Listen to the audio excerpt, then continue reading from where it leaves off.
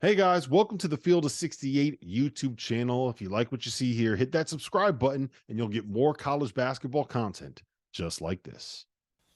As I said, I went to Little John Coliseum, Clemson. I'm still here. First time ever. Great atmosphere today, and watch kind of a slugfest between North Carolina and Clemson. I thought it was going to be, and it was up and down early.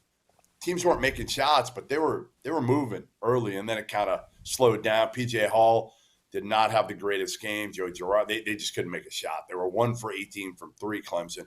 They still stuck in the game, but Carolina ends up with its second straight road win. Okay, they beat Pitt at the Pete. Now they come into Clemson and kind of out tough a Clemson team that's known for their toughness to some degree. So why is this Carolina team so different to me than a year ago? You know, a lot of people are going to talk about, all right, Caleb Love, and it's worked out for both teams, right? Like Arizona, it's worked out for him. Rob will talk about how great Caleb Love was tonight for Arizona. And it's worked out for Carolina because it was something that needed to happen, right? He needed to move on. They needed to move on from him. And they're much better in the final few minutes. We're seeing them win close games. And a lot of it is honestly because Caleb's not there because they're running offense now. And they're going to the kind of the hot hand or the open hand. But here's the thing that people aren't talking about enough.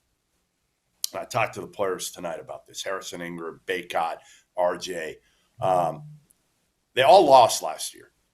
They were all guys who had losing tastes in their mouths from last year, whether it was Baycott and RJ, because they were humbled, whether it was Harrison Ingram, who was losing at Stanford, Cormac Ryan, who was losing at Notre Dame, Jalen Withers, who came over losing a ton from Louisville.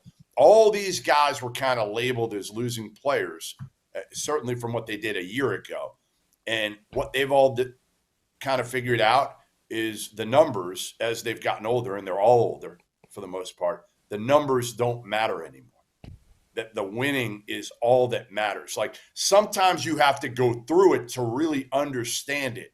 You can say it all you want, but until you live it, and that's what I think Harrison Ingram has matured. And they all say that. They're all saying, like, hey, this locker room is so strong. Hubert Davis told that to me, how much fun he's having with these guys. He doesn't have to be vocal in the huddles, Rob. He just kind of lets them almost coach this team. And Baycott and RJ are very quiet. They're not big personalities, which is kind of crazy for Armando.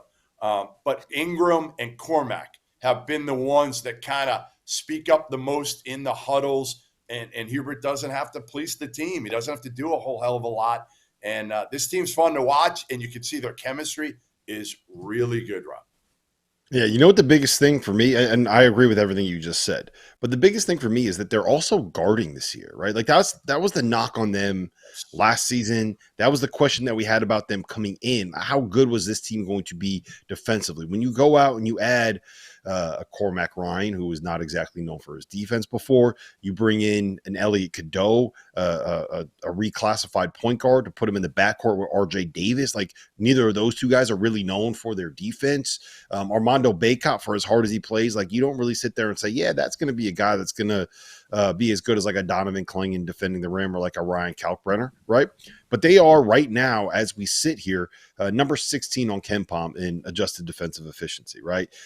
They just beat a tough, physical, gritty Clemson team playing Clemson style, like on the road. Jerel, that's the biggest thing to me, is the single biggest takeaway that I had about this game is that was the opposite of what you would think a North Carolina team wants to do, right?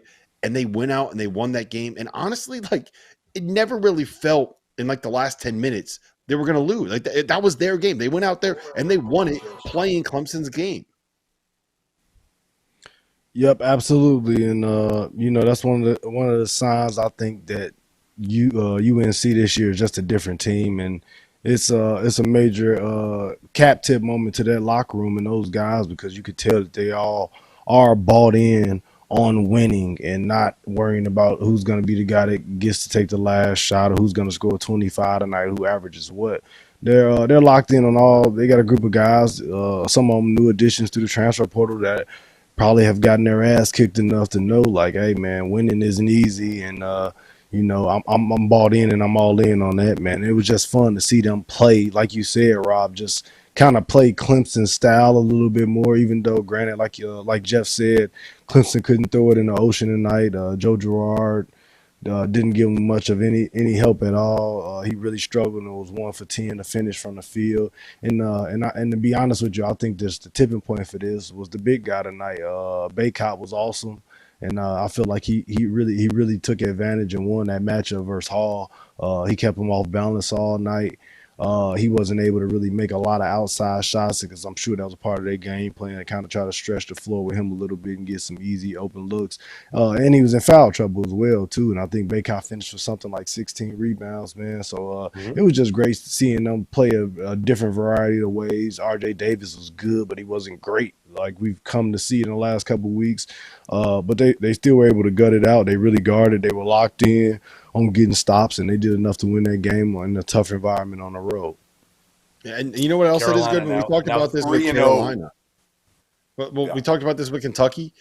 Baycott, he doesn't. You know him better than I do, so I want you to speak to this. But like, it doesn't seem like he cares that he's not the focal point. Like he's not getting the ball thrown into him every single possession, and he's just like, all right, I'll go out there and I'll go get 16 rebounds. I'll end all these possessions. I think at one point he had like 7 points and 15 boards. And then he got a couple down the stretch and they were like, all right, it's closing time. Let's get the ball to the big fella. But he doesn't care. I think that's part of why they're so good this year. That's awesome. Armando's one of my favorite players. And I know maybe I shouldn't say that.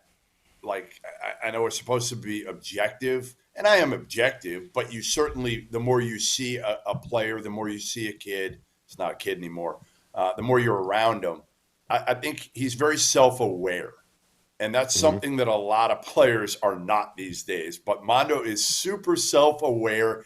And again, he'll say, like, I know I'm not a vocal leader. Like, I know I need to be a better leader. He still says that. Now, the one thing Brad Burnell told me, we were talking for a while after the game tonight, and Brad even said to me, like, he looks much better defensively. He looks quicker.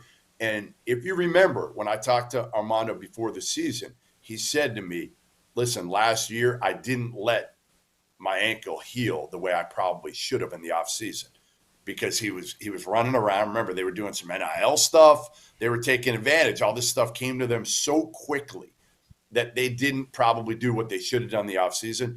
This year, you're seeing a healthier Armando Baycott in body and mind, right? Body and mind, he's doing it. So they're 3-0 in the ACC for the first time since 2015-16, okay? They've held, like you said, Rob, they've held Pitt and Clemson to under 70 in back-to-back road games. Clemson scored its season low in points tonight. Baycott did a great job on P.J. Hall. And P.J. Hall had an uncharacteristically bad game tonight. I mean, he missed 2 free throws at the end that they might have given him a chance at the end there. But again, I think Clemson's going to be fine at the end of the day. They're not going to have too many shooting nights like this. They're going to be fine. But as I said a few nights ago, thank you for watching the Field of 68. If you've enjoyed what you've seen here, hit that like button, share this link with your friends, or check out the description for some other places that you can consume Field of 68 content.